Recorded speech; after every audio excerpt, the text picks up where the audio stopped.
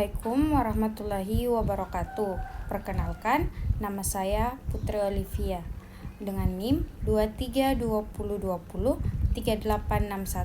2320203861211057. Nah, di sini saya akan mempresentasikan hasil kerja saya mengenai matkul manajemen aset dan liability. Baik, langsung saja kita masuk ke pembahasan pertama. Mengapa sih likuiditas itu sangat penting bagi bank? Jadi, manajemen likuiditas sangat penting bagi bank karena membantu memastikan kemampuan bank untuk memenuhi kewajibannya, terutama kewajiban jangka pendek. Likuiditas yang memadai memungkinkan bank untuk membayar kewajibannya tepat waktu. Nah, seperti penarikan nasabah dan memenuhi persyaratan cadangan minimum dari bank sentral. Yang kedua itu, dampak dari masalah yang ditimbulkan dari likuiditas. Masalah likuiditas bisa menimbulkan berbagai dampak negatif, baik bagi perusahaan sektor perbankan maupun perekonomian secara umum. Nah, ada pun contohnya seperti yang pertama itu kesulitan membayar kewajiban jangka pendek.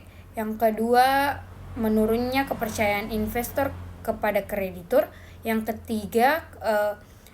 ketiga itu kebangkrutan dan likuidasi usaha.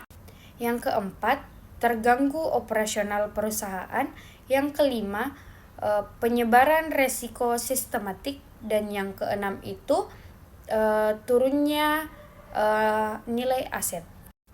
Nah, pembahasan yang ketiga itu upaya yang dilakukan otoritas keuangan BI dan OJK agar likuiditas perbankan tetap aman. Untuk menjaga agar likuiditas perbankan tetap aman dan stabil, Bank Indonesia dan Otoritas Jasa Keuangan melakukan berbagai upaya dan kebijakan strategis. Kebijakan Bank Indonesia atau BI. Yang pertama itu, operasi moneter. BI mengatur jumlah uang yang beredar melalui instrumen seperti sertifikat Bank Indonesia, reverse repo dan repo surat berharga, fasilitas simpanan dan pembiayaan likuiditas. Nah, yang kedua itu, penurunan giro wajib minimum. Yang ketiga, fasilitas pendanaan jangka pendek. Dan yang keempat, intervensi di pasar falas dan obligasi. Kebijakan Otoritas Jasa Keuangan atau OJK. Yang pertama itu, pengawasan likuiditas bank secara ketat. OJK menerapkan pengawasan berbasis resiko dan rasio likuiditas seperti yang pertama, loan to deposit ratio, yang kedua liquidity coverage ratio, dan yang ketiga net stable funding ratio. Yang kedua itu relaksasi kredit dan restrukturisasi. Yang ketiga, penguatan tata kelola dan manajemen risiko. Dan yang keempat, stress test dan pembiayaan berkala. Upaya yang dilakukan Bank Bukopin saat mengalami kesulitan likuiditas. Saat mengalami kesulitan likuiditas pada pertengahan 2020, Bank Bukopin melakukan beberapa langkah strategis untuk memulihkan kondisi keuangannya.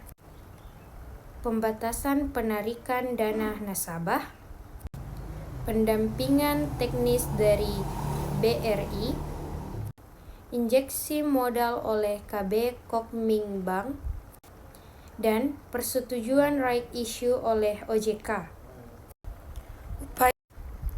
Apakah upaya dari Otoritas Keuangan dan Bank Bukopin sudah tepat?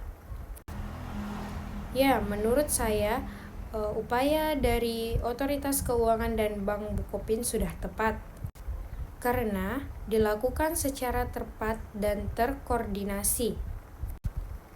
Mulai dari bantuan teknis, suntikan modal, dan pengawasan yang ketat.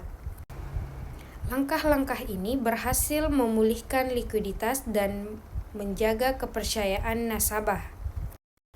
Pengendalian likuiditas Bank Bukopin melalui right issue. Likuiditas Bank Bukopin telah menunjukkan bahwa likuiditas bank tersebut telah mengalami perbaikan. dengan sekitar 77% sudah pulih. Meskipun begitu, pada tahun 2020 OJK telah mengeluarkan surat tertulis kepada Bosowa Corporindo dan KB Kokmingbank terkait komitmen peningkatan permodalan dan penyelesaian masalah likuiditas. Nah, ada beberapa poin penting terkait right issue Bank Bukopin. Berikut penjelasannya.